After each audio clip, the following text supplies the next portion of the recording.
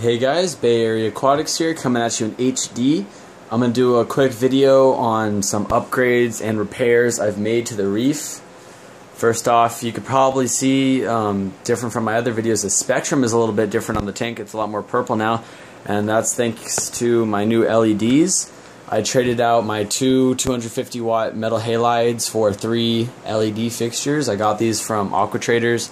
They're the like the value LEDs from Reef Breeders, similar to those. And I made a hanging kit for them instead of that ugly canopy I have, and I'll show you that real quick. So I made this light hanger out of 3/4 inch conduit, and I used some couplers to hold it together. It's actually 4 different pieces, and it's holding together pretty strong right now. I put quite a bit of weight on it before I installed the LEDs, and it holds up pretty well. So how this is held in is I have some like clamps on the back there that I tightened down, and so it's firmly attached to the stand. I got a pipe bender to bend the corners. It was $100, so I used it and returned it, because that's kind of crazy. And I bent it over here too. Where's my hand? There we go. I bent it over there. It will come over, and it's the same on the other side. It bows a little bit in the middle. I think it's because this collar right here, they're not fully pushed into it, but I still need to clean up some cords, and I'm going to show you what else I've been working on. So the first repair I made on my tank was to the filter sock tray here. It was leaking in the corners, and not all the water was going in the filter socks, so it was making them kind of useless.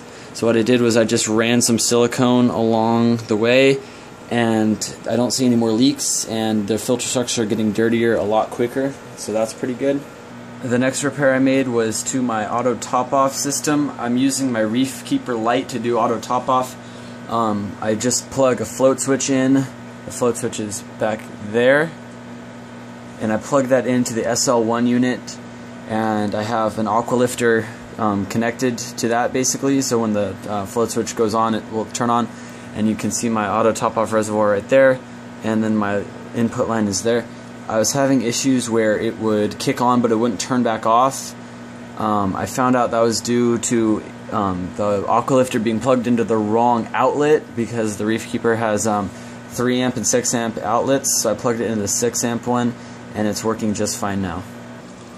Another repair I made was to my return line. This is where my 2 returns split off right here. I used to have a switching current water director, but I came home and one day and it was making some noise, so I just replaced it with a T. So now instead of 2 strong outputs, I have or 1 strong output alternating. I have 2 weaker ones. But it actually improves the flow a little bit more, because the squid put some pressure on the pump, so I'm getting a little bit better flow actually. And hopefully I could just give the squid a vinegar bath and have it go back to normal. So I'm going to give you guys a general update of what's been going on in the Reef. First thing that's been bugging me like crazy is my sand bed. You guys can see right here, got a nice little reflection in the glass. And that's because the power heads have just blown my sand around too much. So what I'm going to, and it just kind of like collects in the back, so what I'm going to do is just get some more sand. It's going to be dry sand, so I don't have to worry about cloud in the water or anything.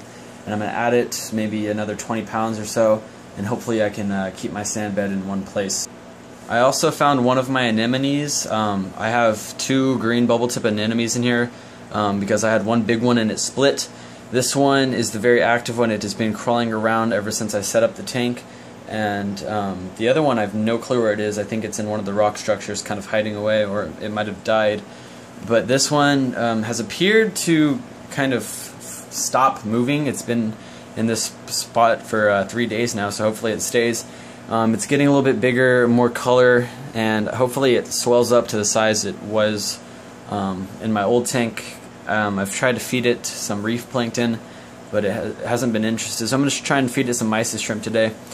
But I've noticed that it hasn't been stinging any corals, but it's been getting really, really close. Like, it's pretty dangerously close to that acan right there. So I might have to move it, which sucks because that acan is glued and it's starting to spread over the rock, but I'd rather have my anemone be happy than an acan. So that's some good news right there. Another little update is I fragged my God of War Zoas. This was kind of an accident because I bought a small colony of like 10 or so heads on a frag plug a long time ago, and the heads were multiplying like crazy, so I tried to just cut it off the disc, which was easier said than done because I actually did not get it off the disc. Instead, I just kind of chopped it up into a bunch of pieces.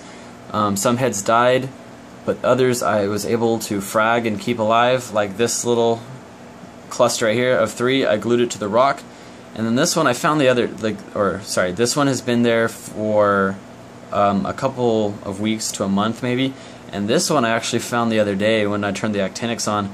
It was the one that had survived being flowing around freely, so I took it, plucked it off the rock that it attached to, and I glued it to that frag.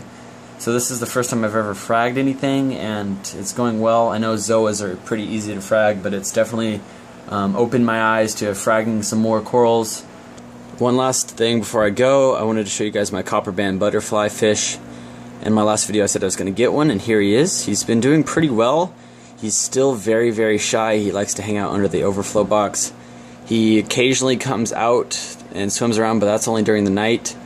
And I've seen him grazing on rocks. He's already eating all sorts of junk on my rocks. Like I have a bunch of little of those feather things, and he likes to eat on those. He picks at all sorts of stuff. So he's pretty healthy. I've never seen him eat any frozen food or pellet food, but he seems to stay full on whatever's living on my rock. And as I said before, he's perfectly fine. He's just really, really shy, and likes to hang out under the overflow box unless it's nighttime. But there he is. He's pretty big, actually. I got a large one, so he's maybe 4 to 5 inches. So that's it for the update, guys. I just wanted to show you what's been going on in the reef, some repairs I made, and I want to show you the LEDs because I'm really excited about the new color of the tank. And I'll do an update soon once I get some more coral and fish or whatever. And so I want to thank you guys for watching. Don't forget to comment, rate, and subscribe. See ya.